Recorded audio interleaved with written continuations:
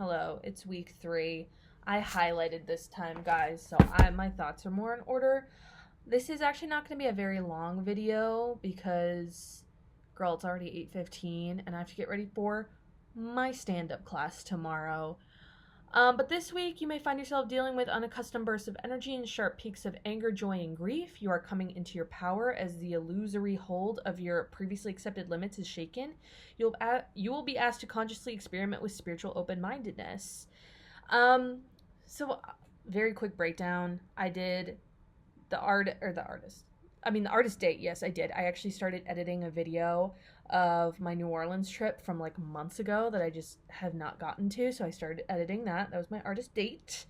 I did the morning pages 6 times, and this week I think part of me is like, if I don't do the morning pages perfectly, I'm not going to do them at all. So this week I finally was like, you know what, I'm going to do the morning pages no matter if it's at night. If I have to do it at night, I'll do it at night because I didn't do it in the morning. If I only end up doing a page, I will do a page. 1 page is better than no pages. So I'm losing the thought that the morning pages need to be perfect. It's like, if it's not in the morning, that's okay. And if it's not 3 pages, that's okay. I will do it.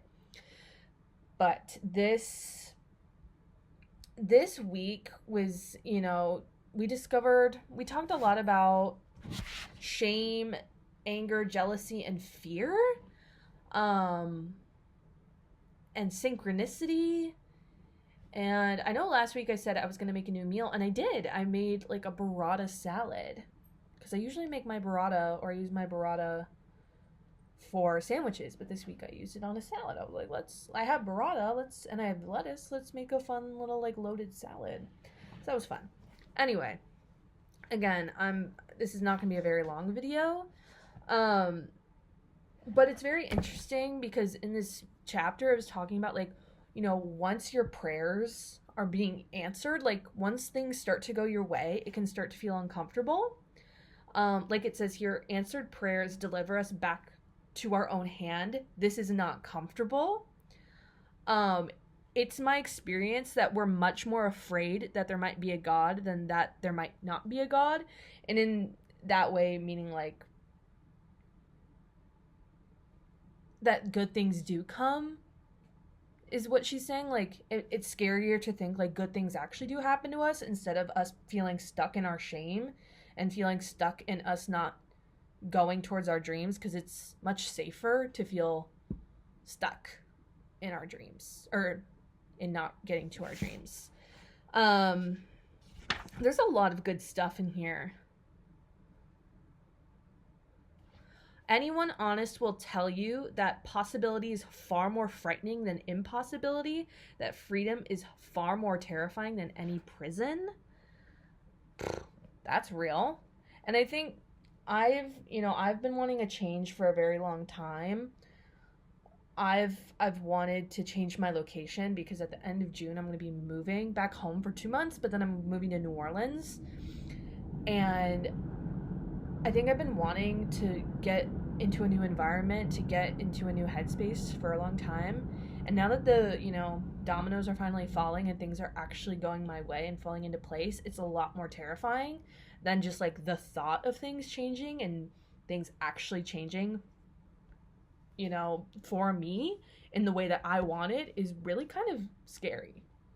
It's really scary. What else does she say?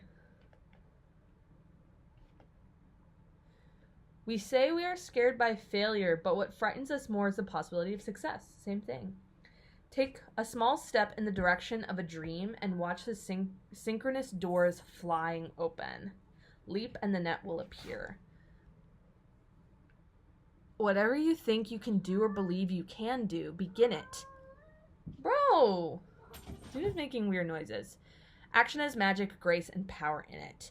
The act of making art exposes a society to itself. Art brings things to light. It illuminates us. It sheds light on our lingering darkness. It casts a beam onto the heart of our own darkness and says, see? The very act of attempting to make art creates shame. And I think that's the craziest part. My computer turned off again. Anyway, that's the craziest part. Because it does create shame and it creates uncomfortableness. And being our most vulnerable selves through our art makes room for so much shame to flood through and think we're not good enough. I think that was the part, and I'm going to read it again. The very act of attempting to make art creates shame. We must learn that when our art reveals a secret of the human soul, those watching it may try to shame us for making it. And also just like we also might shame ourselves. So yeah, I have more to say, but I just don't have the time right now. But kind of unlearning shame and learning non-judgment, so that eventually, I don't know. That's kind of it. Those are my thoughts, and those are my snippets of things that I found powerful from this week.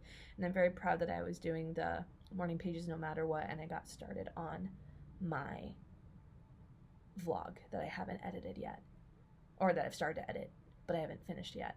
So yeah, that's it. Bye.